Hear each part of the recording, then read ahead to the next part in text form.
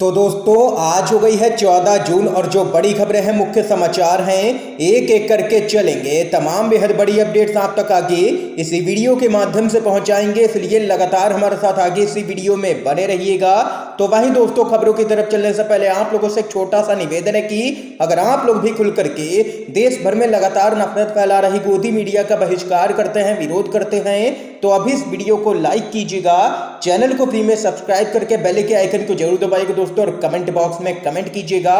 जय हिंद जय भारत। दरअसल दोस्तों, पहली बड़ी खबर आप लोगों को बताते चलें, योगी सरकार की बुलडोजर कार्रवाई के खिलाफ सुप्रीम कोर्ट पहुंचा है जमीयत उलेमा ए हिंद। खबर आप लोगों को दोस्तों बताते चलें, उत्तर प्रदेश में योगी सरकार की तरफ से लगातार की जा रही बुलडोजर कार्रवाई को लेकर के अब विरोध दिखने लगा है। कार्रवाई के खिलाफ अब मामला सुप्रीम कोर्ट तक पहुंच गया है।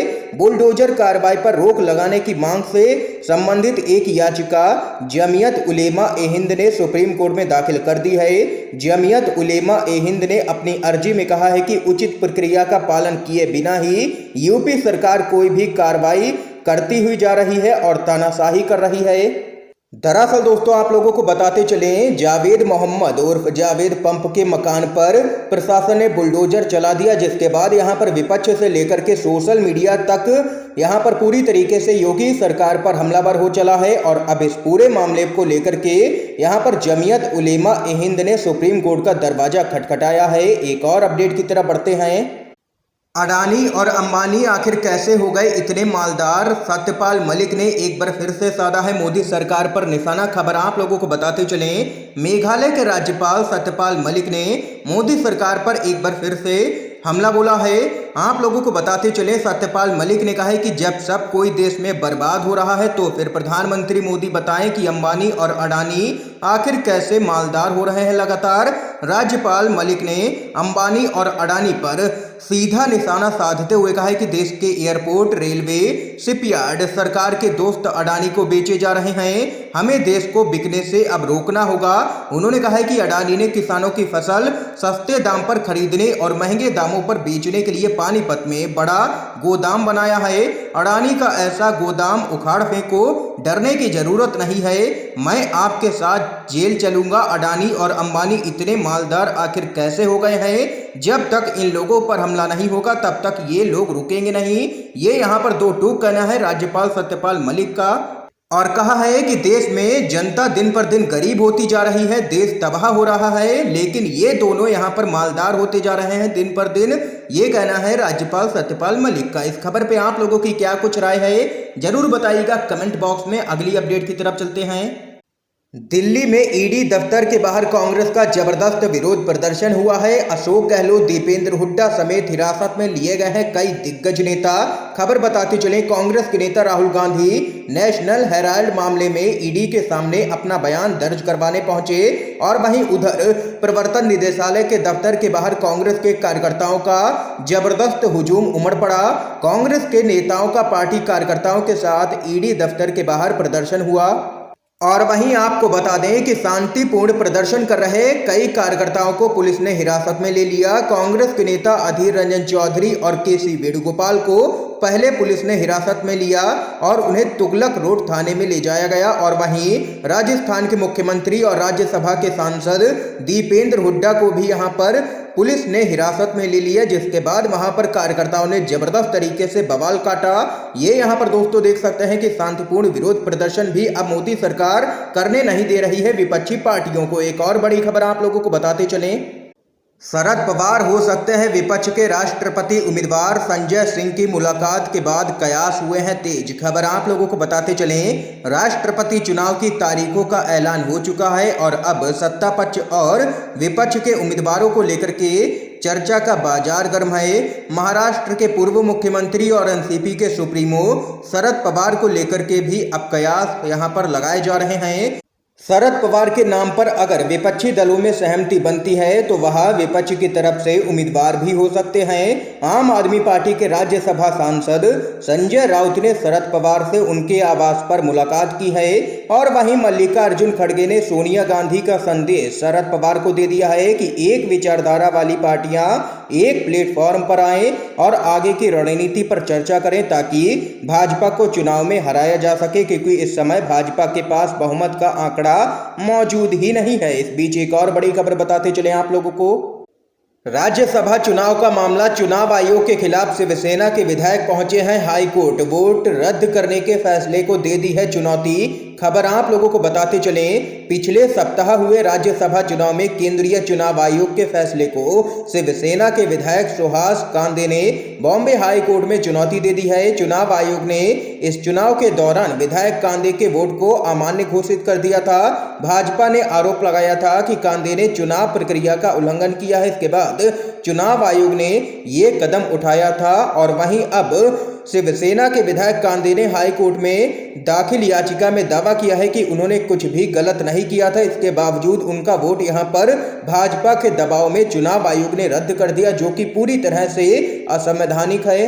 ये यहां पर मामला अब हाई कोर्ट में पहुंच गया है। इस बीच एक और बड़ी खबर आप लोगों को बताते चलें। पैगंबर मोहम्मद पर टिप्पणी का मामला, नूपुर शर्मा के बयान पर भड़के हैं आजम खान। बोले, हुजूर की शान में गुस्ताखी करने वाला बहुत ही बदनसीब है। खबर आप लोगों को बताते चलें, नूपुर शर्मा को लेकर के पूरे देश में विरोध तेज होता जा रहा है, क्योंकि अभी तक नूपुर शर्मा और नवीन जिंदल की गिरफ्तारी नहीं हुई है। और इस बीच यूपी के रामपुर में समाजवादी पार्टी के नेता आजम खान ने भी इस पूरे मामले पर एक बयान जारी किया है और नूपुर शर्मा पर निशाना साधा है। आप लोगों को बताते चलें, रामपुर में सपा के विधायक ने नूपुर शर्मा के बयान के खिलाफ उन्हें टारगेट करते हुए कहा है कि हुजूर की शान में गुस्ताखी करने वाला बहुत ही बदनसीब होता है।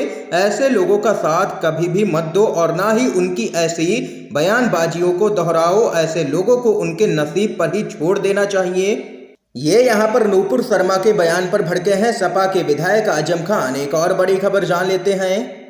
असदुद्दीन ओवैसी और बीजेपी के सांसद वरुण गांधी आए हैं एक साथ। खबर आप लोगों को बताते चले क्या कुछ है पूरा मामला।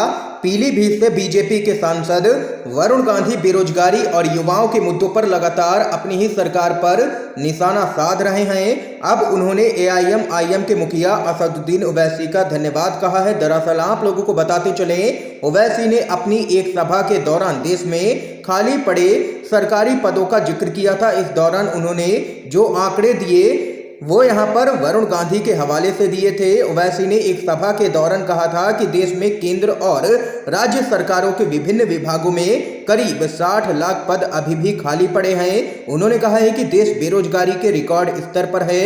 ओवैसी ने केंद्र सरकार पर निशाना साधते हुए विभागों में खाली पदों की संख्या बताई है। इस दौरान ओवैसी ने कहा है कि जो आंकड़े मैं बता रहा हूं वे और कहीं से नहीं आए हैं, बल्कि बीजेपी के सांसद वरुण गांधी ने ही जारी किए हैं। और वहीं आप लोगों को बताते चलें, अब वरुण गांधी ने ओवैसी को धन्यवाद कहा है। वरुण गांधी ने कहा है कि बेरोजगारी आज देश का सबसे ज्वलंत मुद्दा है और पूरे देश के नेताओं को इस मुद्दे पर सरकार का ध्यान यहां पर आकर्षित करना चाहिए।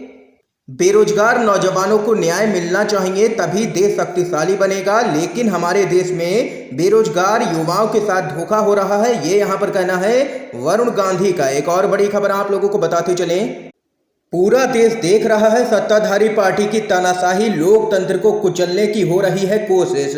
छत्तीसगढ़ के मुख्यमंत्री भूपेश बघेल का बड़ा हमला केंद्र की मोदी सरकार पर। छत्तीसगढ़ के मुख्यमंत्री भूपेश बघेल ने कांग्रेस के नेता राहुल गांधी के समर्थन में एकजुटता मार्च में हिस्सा लिया है। और वहीं पत्रकारों से बातचीत करते हुए सीएम बघेल ने कहा है कि पूरा देश सत्ताधारी पार्टी की तानाशाही को देख रहा है। कांग्रेस कार्यकर्ताओं को पार्टी मुख्यालय तक पहुंचने से रोका जा रहा था। पूरे इलाके की घेराबंदी कर दी गई और लोकतंत्र को कुचलने की कोशिश में चारों तरफ पुलिस तैनात कर दी गई। विरोध प्रदर्शन करना विपक्षी दल का लोकतांत्रिक अधिकार होता है, लेकिन बीजेपी इस अधिकार को छीनना चाहती है और बीजेपी विपक्ष को दबाने की कोशिश कर रही है, लेकिन ऐसा होने वाला नहीं है। हम किसी से भी नहीं डरते हैं, ये यहाँ पर दो टूक कहना है छत्तीसगढ़ के मुख्यमंत्री भूपेश बघेल का। इसके साथ ही अगली अपडेट आप लोगों को बताते चलें, बड़ी खबर आ रही है दोस्तों इलाहाबाद से। जावेद अहमद का घर तोड़े जाने से अधिवक्ताओं में योगी सरकार को लेकर के जबरदस्त नाराजगी है। इलाहाबाद हाई कोर्ट में दायर कर दी है याचिका। खबर बताते चले, प्रयागराज में अधिवक्ताओं के एक निकाय ने इलाहाबाद हाई कोर्ट के मुख्य न्यायाधीश को एक याचिका ईमेल कर दी है। खबर के मुताबिक आप लोगों को बताते चलें, जिला अधिवक्ता मंच के 5 अधिवक्ताओं ने याचिका में दावा किया है कि ध्वस्त किए गए घर का मालिक जावेद की पत्नी परवीन फातिमा थी। उक्त घर फातिमा को उसके माता पिता ने उसकी शादी से पहले दिया था, इसलिए अहमद का घर और भूखंड पर कोई भी स्वामित्व नहीं था, इसलिए विध्वंस कानून के खिलाफ था। याचिका में दावा किया गया है कि जो बुलडोजर की कार्रवाई यूपी में हो रही है वह पूरी तरह से असंवैधानिक है, गैर कानूनी है, इसको रोकना चाहिए। ये यहाँ पर दोस्तों इस समय की आज की सभी बड़ी खबरें थी, मुख्य समाचार थे जो हमने आप लोगों तक पहुंचाए हैं UNDV के माध्यम से। अगर आप लोगों को ये वीडियो पसंद आया हो तो इस वीडियो को लाइक कीजिएगा, ज़्यादा से ज़्यादा इस वीडियो को शेयर कीजिएगा ताकि आप सभी के दोस्त भी इन मुख्य समाचारों को जान सकें। वीडियो देखने के लिए आप सभी दोस्तों का बहुत बहुत धन्यवाद।